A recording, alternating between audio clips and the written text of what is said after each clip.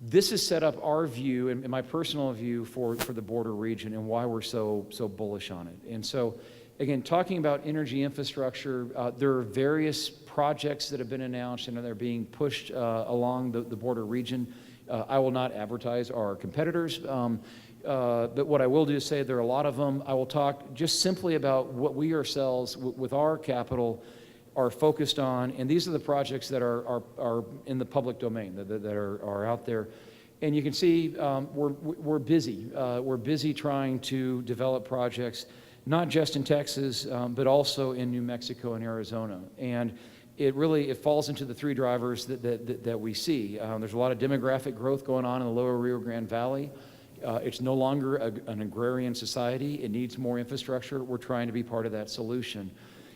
If you look at the cross-border trade and the industrial activity that's going on, we're trying to put more DC interconnections in to support both industries on both sides of the border.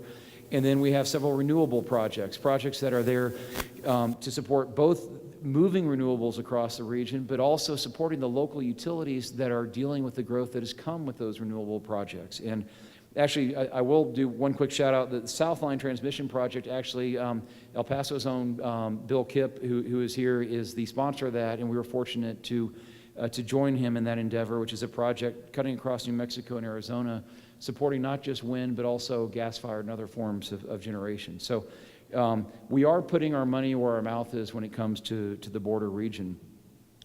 If you hop over to transportation infrastructure, which is another key ingredient to keep this good news story going, again, we have a limited window of insight into this. Our development, we worked out, given that we're on the Rio Grande River, it'd probably be a good idea to have a bridge. We didn't realize that was a 14-year adventure in the making that required, honestly, 22 different agencies and departments on the U.S. side alone to push that through. But it was built, and we actually cut the ribbon, and we now have a functioning bridge, the Ansel Lewis International Bridge in Mission, Texas, that was opened in 2010. I think what's interesting is if you look across the broader border region, there's a lot of activity going on the transportation infrastructure side. And it spans across Texas into New Mexico, Arizona, and California. And it's roads, it's rails, it's a little bit of everything. And frankly, it's fabulous. We need this to keep up with the industrial growth that's going on between the two countries. And then finally, when you hop over to renewable energy itself, which is its own economic engine, without going into a lot of detail, these are projects that are currently either announced or under construction. The red dots are wind, the stars are solar. You can tell part of the reason why we're excited about being in the transmission industry in the region is there's a lot of stuff going on. And this is a trend, again, that we don't see slowing down. We only see accelerating in the future. One final point that is really more human capital and intellectual infrastructure is whenever you have a lot of growth and you have a lot of energy challenges that come with supporting that growth, you need creative solutions for meeting that incremental demand. And frankly, there are a lot of fabulous higher educational institutions up and down along the border that have been studying these trends for a while and have a lot to contribute. And again, I'm speaking only from personal experience with Hunt. We've actually teamed up with the University of Texas at El Paso, looking at several energy technologies, and these span from solar to upgrading heavier crudes, which obviously would have a major impact on Mexico if we're able to figure out a way to take heavier crudes and make them more valuable, to even just kind of crazy, wacky things like using sunlight and converting CO2 into liquid fuels. There are a lot of really smart folks that have been focused on energy for quite some time in the region. And again, we have a formal relationship with the University of Texas at El Paso. We're also working with Monterey Tech, with SMU. We've started working with Rice. We're looking for other relationships, and we know we aren't alone, and that's a good thing. It's great to see the energy industry reaching out and working with the higher ed institutions here. So it's a fabulous, fabulous good news story. But all good stories have to have villains. And all good stories have a moment of peril where the outcome is in doubt. And frankly, this story is no different. And so I do want to talk about the three amber lights that I see out there, which again, none of this is rocket science, but let me give you a view from somebody who doesn't live here on a daily basis. When you get on the political side, I am still stunned, frankly, that there's any issue from a political side. 15 years ago, the only thing that was going on were people were competing for votes in the region. And today it's a different story. And so I naively kind of ask myself, what do you do with a demographic group that is pro-God, that is pro-family, that is pro-small business, that are risk takers? The ones who are here whose documentation are a little light are sending money back across the border. The ones who are here legally are absolutely committed to seeing their children push forward and have a better life than they do. And frankly, it's not just a small group, it's actually a large group that is the fastest growing demographic group in your country that will be a majority in this state in less than 15 years. I would think if you're a Republican, you're saying, this is our dream demographic, our time has come. But apparently we are struggling with that as a party. But honestly, when you hop on the Democratic side, I would think they would be saying, wow, this is fabulous. We have a new group in our big tent to sit equal with unions, with lawyers, with our other constituents out there. And again, that's not happening in the way that you would think it is. And it's very disconcerting to watch because, again, this is the future, certainly of our country, as we move forward, and we have to get it right. And you can chalk up one or two speed bumps. I mean, again, there's no such thing in a relationship where it's always going to be good news. But we've clocked up a few kind of high-profile failures over the last 15 years, which you still have to scratch your head at. Immigration reform just makes sense. I mean, Ronald Reagan kind of figured that one out a while ago. And this whole kind of charade we have going on about the undocumented workers in this country, we've got to come up with a way of institutionalizing this to where both economies benefit. And they aren't hard solutions, but somewhere along the way we went from immigration reform to post 9/11, we went to reform and security, to then as the violence broke out in Mexico, it switched to security and immigration reform, to then security and then immigration reform, to now just simply security. And that's stunning. And I don't know how we got to this point.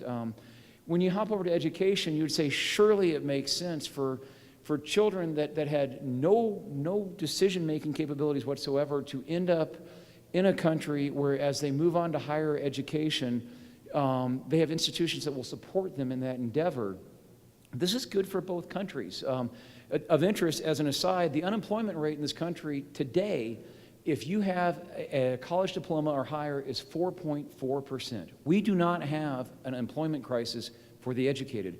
If you do not have a high school diploma, your unemployment rate today is over 16%. So you would think that we would be reaching out to high-risk children and saying, we will do everything we can to support you. And yet this bipartisan effort has also fallen apart. And then finally on border security, I don't even need to go into it. I'm still trying to work out why we're building a wall with our largest and most important trading partner as a country. All I can tell you is this, as a family, we are very proud to be part of two bridges to Mexico. We have built an energy bridge in our DC interconnection, and we were a huge proponent and frankly a catalyst of the Anzal-Duas Bridge that was built between the two countries. I think we focus more on ways to actually bridge over and talk about our differences as opposed to building walls, we'd be in better shape. But again, these are legitimate problems. And again, what is stunning to me is the demographics of this region are inevitable. It is already a game over. The Hispanic population is growing. People are moving here. This will continue. This is fabulous. It's exciting. It is a wonderful opportunity. Other countries would kill to have this demographic shift going on inside of their borders, and yet we're struggling with this. And so in summary, I will stop on the politics, and I'm sure I'll make my team very comfortable with this. We cannot let either fear or patronage destroy what is clearly going to be a beautiful culture. And yet I am disappointed with my own party, but frankly I'm disappointed with both parties for where we stand today in this debate. When you hop over to the cartel violence, again, it is, I get frustrated with a news cycle that runs 24 hours a day. And frankly, I want to be really clear, I'm a huge supporter and proponent of President Calderon stepping in and saying organized crime shouldn't be tolerated. And we've seen this story in the U.S., frankly, in both Chicago and New York, where it's messy when you actually start taking on crime that's been highly organized over time. But I think much like Chicago, New York, I think it stunned everybody with the degree to which the violence has escalated. And it's a major problem, not in and of itself, which it is from a safety perspective, but I think more importantly because it's actually fueling this unhealthy political discussion that we're having as well. The Mexican economy grew at over 4%. It's currently grown over 4%. It's double what the U.S. is. Typically, when the U.S. catches, or when it sneezes, Mexico catches a cold. There's a fabulous good news story going on in Mexico right now that nobody hears about because it's being drowned out by the stories on the violence. And there's plenty of blame to go around. The Mexicans are absolutely right. If it weren't for our youth demanding recreational drugs, a lot of this problem would go away. But frankly, the other side of that is also there now. You have organized crime. If you take away one product, they'll figure out other things to get into. It has to be combated. And so this is simply to say, I'm not up here to kind of pitch rocks one way or the other. I think we all can kind of hold hands and say this is a problem. But we have to focus on this. This is a critical, critical issue because otherwise this could undo a lot of good work that's gone on over the last 20 years. And then finally, I'll talk about the cultural missteps and miscommunications. And again, we are as guilty as other folks. We are from North Texas.